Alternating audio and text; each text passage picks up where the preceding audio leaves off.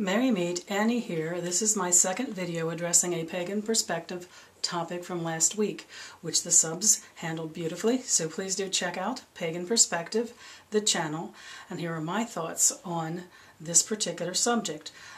The question came from Tori 41494. Tori said, I was wondering, if one has a candle scented of an herb, can that candle replace the herb in a spell or ritual? Tori, my thoughts on this are that using an actual herb, like using specific colors, is a matter of correspondences. It's what we personally see as the meaning of something, and we can create that out of anything. And I think you saw that in the responses that you saw on Pagan Perspective. Your scented candle can absolutely replace the actual herb, as long as you're connected to why you are using it and what meaning you hold to it. It's your power, this power of magical correspondences. You determine what it will be. Consistency, though, is important to my point of view. Using the same color or the same scent or aroma to mean the same thing each time. So you might have a collection of candles of varying colors or even all white, but you come to know what each one means, what each color means to you. And you use them the same each time. If you have a collection of a variety of scented candles, whether they are an herb or any scent that brings to your mind some feeling of what the energy of it might be, use that scent for the same energy each time. You're creating your own correspondences from what you have around you to use. Rich's example on the Pagan Perspective channel of purchasing candles from discount stores, or if we have a little extra money from places like Yankee Candle or Party Light or places like that, very, very valid suggestion. They might already be around the house. They may have been gifted to you at some point. You might want to work with what you have. My thought is consistency of the correspondence, what you decide each color and each scent means, is what is important. It's the pattern you established that your mind recognizes, and it's the energy that you work with. I say that working with color is the same thing.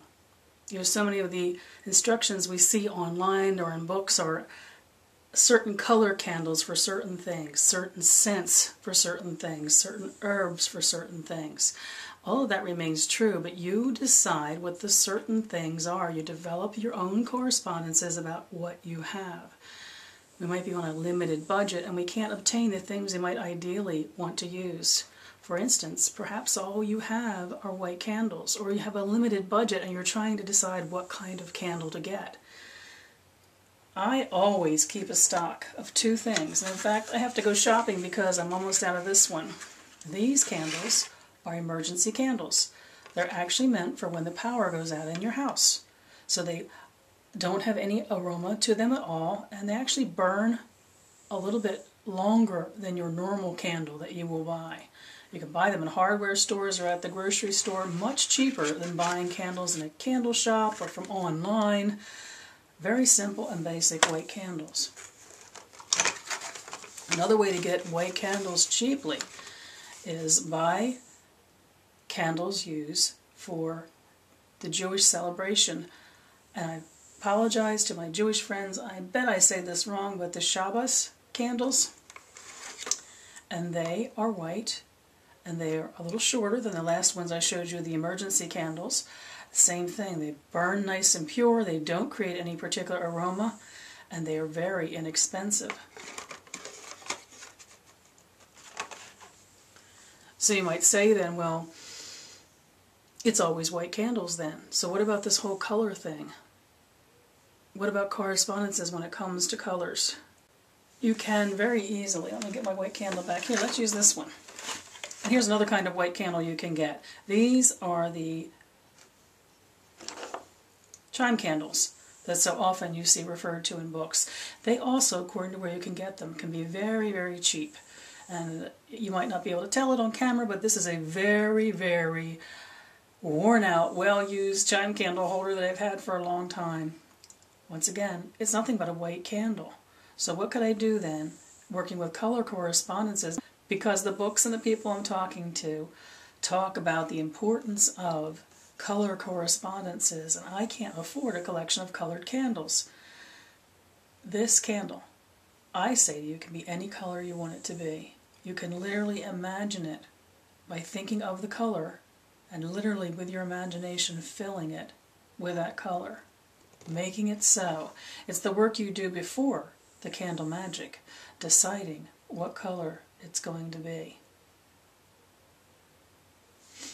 Another sneaky way to handle that kind of thing is, if you want to work with specific colors and you have a collection of white candles, get yourself some construction paper. And this one comes in like 4x6 sheets. I have this specifically for candle magic if I don't have colored candles at hand, or if I simply want to use the power of my own imagination. In all honesty, I have a big basket of colored candles that I keep, because I do a lot of candle magic. But there are times at which I want to actually use the power of my mind to infuse a candle with color. You can use colored paper, you can use material of a certain color, different colored plates to set your candle on, and the concept is that when you put your candle on the colored surface, you meditate for a bit and you focus on the color and feel the color and feel that correspondence, what I told you, you know the color is to you, and you move it up and you imagine it filling your candle, and the candle being the reflection of and the drawing up of whatever color you've placed beneath it. Know what those colors mean to you. Start to track them. Keep them in a journal. Create your correspondences according to what you have. If all you had was this one pack of colored paper, you would go through it and you decide what each one of those colors means to you. What does it rise up in you? What emotion does it call? What energy would you use it for? And then you can try this technique. I think the first time I saw this technique was in an Anna Riva book. Maybe one of her I would assume her candle magic book. And I also saw it years later, I think, in Scott Cunningham's first book. We've all had to work with limited means, and there are ways to use the power of our mind. Our magic, after all, is done in the place of what we think and what we make happen. Take advantage of something like this. You can have this candle be any color that you want it to be. You can also do without color altogether when it comes to working with the power of the candle. You can dedicate the candle to whatever energy, whatever correspondence you want it to be. You'd simply do that by deciding ahead of time from your list of correspondences what you want to imbue your candle with. And you would make the candle be devoted to that. There are several ways of doing that. I think I have a candle magic video somewhere in my files, if you look through my YouTube channel, that tells you how to anoint a candle, how to inscribe a candle, how to bless a candle before you do your magic with your candle. This white candle can mean anything you want it to be, including if you decide to imbue it with color. You might also consider collecting a simple handful of candles. My candle supply is elemental in nature. It's purely elemental in nature, and I might have varying sizes. I do a lot of work with the chime candles, which is this size here. And the spells I do are generally done with the size candle, the chime candle. So I will look for sales on these particular kinds of candles. And if I'm doing a working with air, I have the yellow one. Fire, I have the red one. Water, I have blue. And earth, I have the green. So I don't have a large variety of colors. I do keep a basket full of all kinds of primary colors of the elements that I work with. So the reason I brought color into this is it's the same thing as working with herbs and resins that you don't have. You simply don't have them. So you have a candle that is scented in a certain way. You decide what the correspondences would be. You can also use a chime candle in some kind of a holder. It can be a little bowl that has sand in it, or this is really handy because you can hold it and move it around. And for instance, if I wanted to work with a certain herb,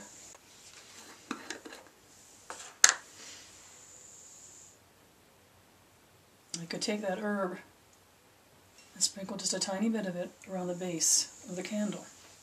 And what I'm going to envision is that when I light the candle, that the energy of that herb is coming up through the candle, being drawn up by the candle, and out into whatever working that I'm doing.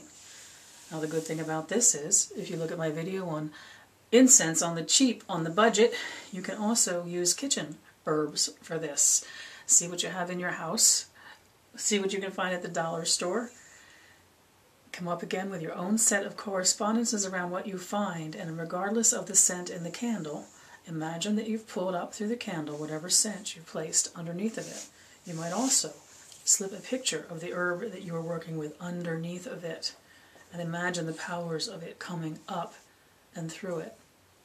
Another thing you might consider doing, once again it's on the cheap, is with a votive. Take a little bit of whatever you have from your collection of inexpensive herbs and actually add it to the top of the votive. Just add it to the top. You do want to make sure, of course, that then you're going to be in attendance with the votive when it's burning, because it might have a little extra fire when it touches on pieces of your herbs. Again, that could be something as simple as kitchen herbs, something you have at hand that once again you have decided what it means. You've been making your own correspondence list. So look in my link below for incense making on a budget, and for candle work to show how, using nothing more than a plain candle, you can anoint it and make it be anything that you want it to be. The other thing I wanted to mention is on a budget. You've probably been reading that you can't reuse candles, that you have to burn a candle all the way down.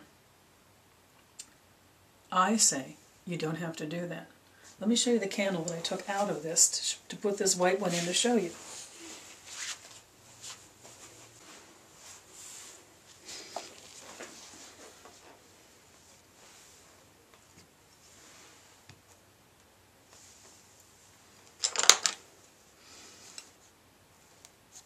As you can see, that candle's been used.